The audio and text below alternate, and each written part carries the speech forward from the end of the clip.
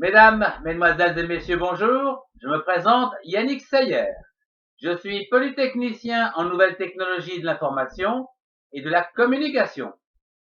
Dans ce cours, je voudrais vous parler de l'algèbre relationnelle. Excellent cours à tous. Dans ce 7e cours d'algèbre relationnelle, je voudrais vous présenter la corrélation entre l'algèbre relationnelle au travers les opérations de restriction, de jointure, de projection, avec le langage de requête SQL. Voici un exemple simple qui va nous permettre de mettre en évidence à la fois l'algèbre relationnelle et le langage de requête SQL.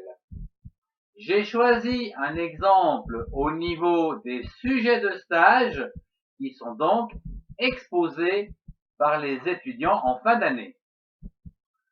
Nous voulons savoir aujourd'hui, à partir de cette base de données, le nom de l'étudiant, son sujet de stage, pour l'année 2013. Je vous propose de partir de la table sujet. À l'intérieur, je vous ai choisi 4 champs, à savoir l'identifiant du sujet, le titre du sujet, l'identifiant de l'étudiant qui a choisi le sujet et l'année. Ce fichier est considérablement important, donc très volumineux, et en fait, nous nous intéressons qu'à une certaine partie de ce fichier. En effet, nous voulons l'année 2013. Nous allons donc épurer ce fichier à l'aide d'une restriction de façon à obtenir un fichier résultant, disons, moins lourd, moins important en quantité d'informations. Voilà. L'algèbre relationnelle va se traduire au niveau de la restriction par la phrase suivante. Le résultat 1 est égal à une restriction sur le fichier sujet, point virgule, où l'année est égale à 2013. Ce qui veut dire qu'ici, nous allons garder que les 3 derniers enregistrements et nous allons virer donc les 16 000 enregistrements qui sont en amont. Voyons la corrélation qu'il existe entre cette algèbre relationnelle et le langage ici de requête SQL. Nous pouvons dire que nous utiliserons un select de façon à projeter une information, que nous savons ici que nous avons besoin d'une table, donc from sujet, where la condition AN est égale à 2013. Voilà donc ce qui résulte. Voilà.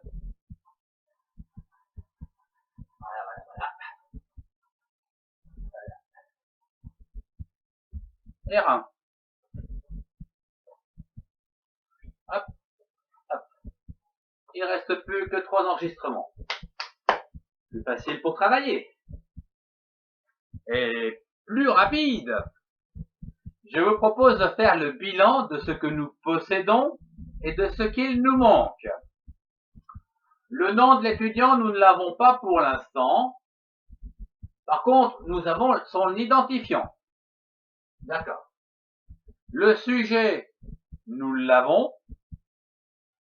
Quant à la condition de restriction 2013, nous avons bien ici 3 enregistrements qui correspondent à cette année 2013.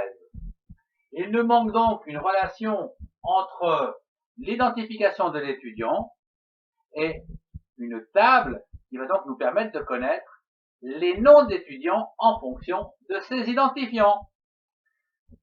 C'est pourquoi cette deuxième table ici intervient avec l'identification des étudiants et le nom des étudiants.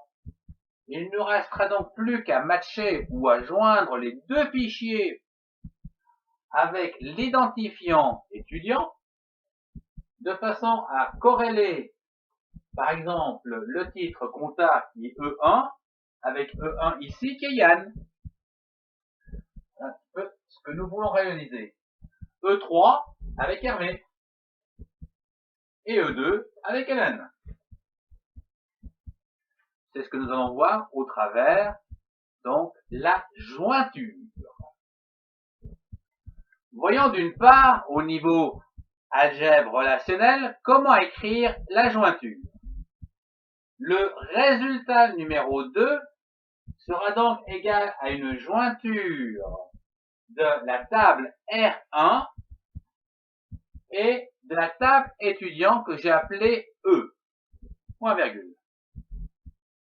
La condition pour la jointure, c'est que R1 point l'identification de l'étudiant soit égal à la table de l'étudiant, identification étudiant, ce que nous avons ici réalisé précédemment.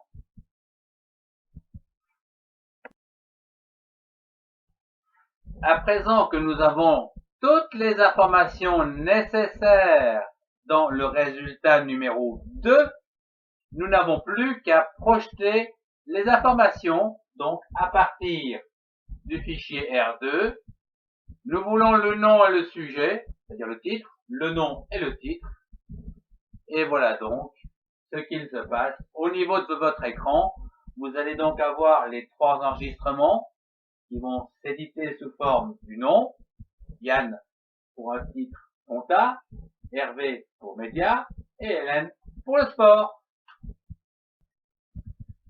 Ce qui va nous donner en langage de requête SQL, select la table étudiant.nom, virgule, la table des sujets.titre,